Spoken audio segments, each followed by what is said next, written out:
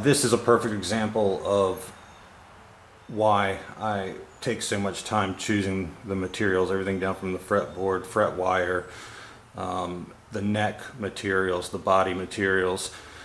This is a piece of Purple Heart, very hard wood. Now, I'm in the middle of a build and I'm going to show you the guitar that I'm talking about. So the guitar was built, it's a combination of highly figured old growth maple, has a mahogany core, and there's a 1/8 inch laminate both top and back on that body core of Purple Heart, same as this, and Padauk, which give it a really good combination of airy, bassy, lower frequencies.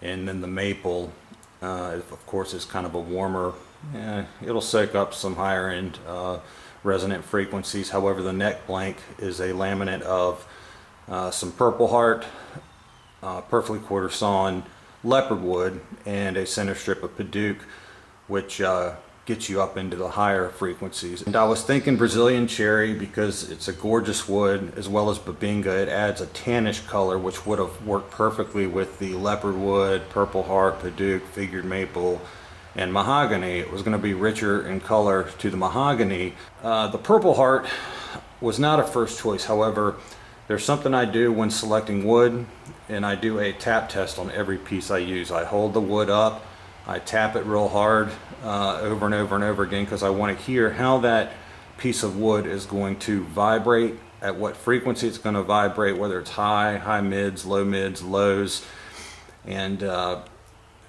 if it rings. If it just keeps ringing and ringing and has a long decay, meaning the vibration takes a long time to decay and stop vibrating. This piece of Purple Heart just had such an amazing range. I mean, it had highs, high mids, some lower frequencies, but it was a very focused, had a lot of punch to it. And it had a very long decay, a lot of sustain in this wood.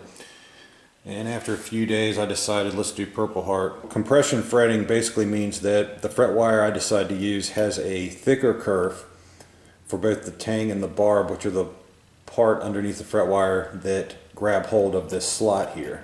The only two hypoallergenic or gold fret wire samples or supplies I was able to find had a kerf that was 0.020. Now, I can't get my compression fretting with the 0.020. I mean, it's only 0.003 of an inch difference. However, that does make a difference. That's when I made the decision to go ahead and use stainless steel. Yes, gold would have looked better. However, for what I'm working with here, rather than correct the tang and barb, thinning it out or fattening it up, crimping it or anything, or finding resawing my slots here, I'm just going to go with stainless steel. So I wanted to show this to you to give you an idea of how much thought goes into both the materials and the function of the instrument.